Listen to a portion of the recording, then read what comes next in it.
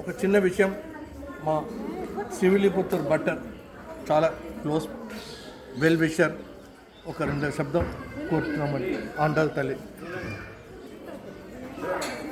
ఈ ఊరు నామధేయం శ్రీవిల్లిపుత్తూర్ అని గోదాదేవి తండ్రి విష్ణుచిత్త స్వామి వారు పుట్టిన ఊరు. సాక్షాత్కారంగా గరుత్మంతుడే ఈ ఊరిలో పుట్టి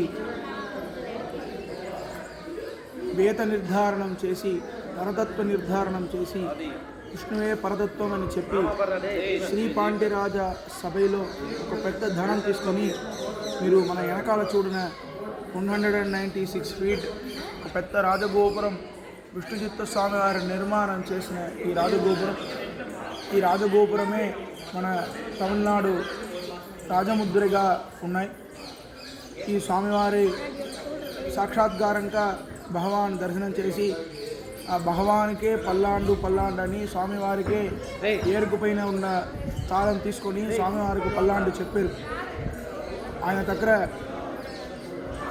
భూదేవి గోదాదేవిగా అవతారం చేసి ఆషాఢ మాసంలో భూపా నక్షత్రంలో ఆయన తులసి తోటంలో ఒక తులసి చెట్టు కింద 5 సంవత్సరాల పిల్లలుగా ఈ ఊరిలో పుట్టి శ్రీమద్భాగవత పురాణం అని ఆయన తండ్రి విష్ణుచిత్త స్వామి చెప్పిన తర్వాత శ్రీకృష్ణుడే మనం వివాహం చేసుకున్నామా అని ప్రార్థన చేసి ధనుర్మాస కృతవృతాయి నమః అని ధనుర్మాసంలో 30 రోజు తిరుప్పావి అని వ్రతం చేసుకున్నారు. ఆ వ్రతం పూర్తి అయిన తర్వాత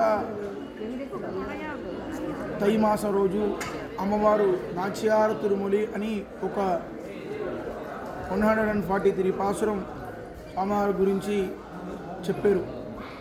ఆ పాసురంలో ఒక చిలకలు పంపించారు స్వామివారి దగ్గర, రామచిలక. ఆ చిలక స్వామివారి దగ్గర వెళ్ళి గోవిందా గోవిందా అని చెప్పారు.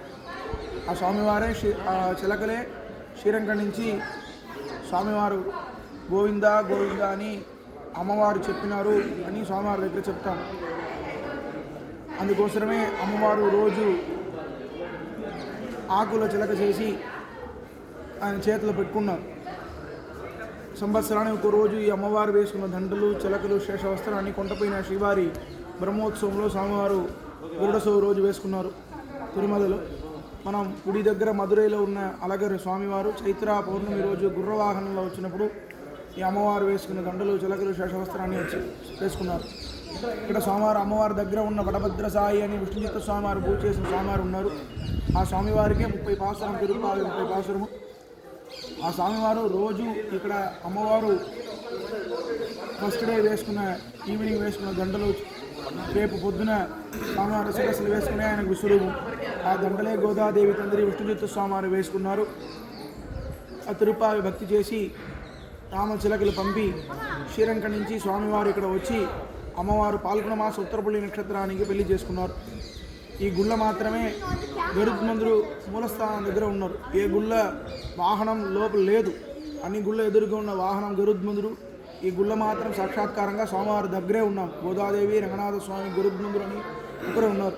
శ్రీరంగం నుంచి అమ్మవారి పెళ్లి కోసం స్వామి విరసగా తీసుకోవడం పక్షిదాస స్వామికి పక్కన ఆసనం ఇచ్చారు. ప్రణవస్వరూపంగా ఉన్నవారు స్వామివారి మూలస్థానంలో.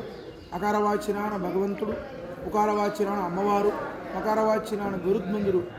పరమాత్మ ప్రాటి జీవాత్మ అని ముగ్గురు కలిసిన దేవస్థానం.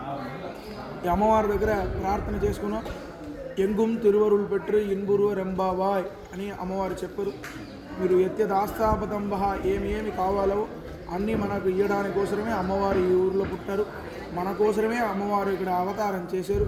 శ్రీమద్యే విష్ణుచిత్తారే మనోనంతన హేతవే నంతనంతన సుందర్యై భూతాయై నిత్యమంగళం.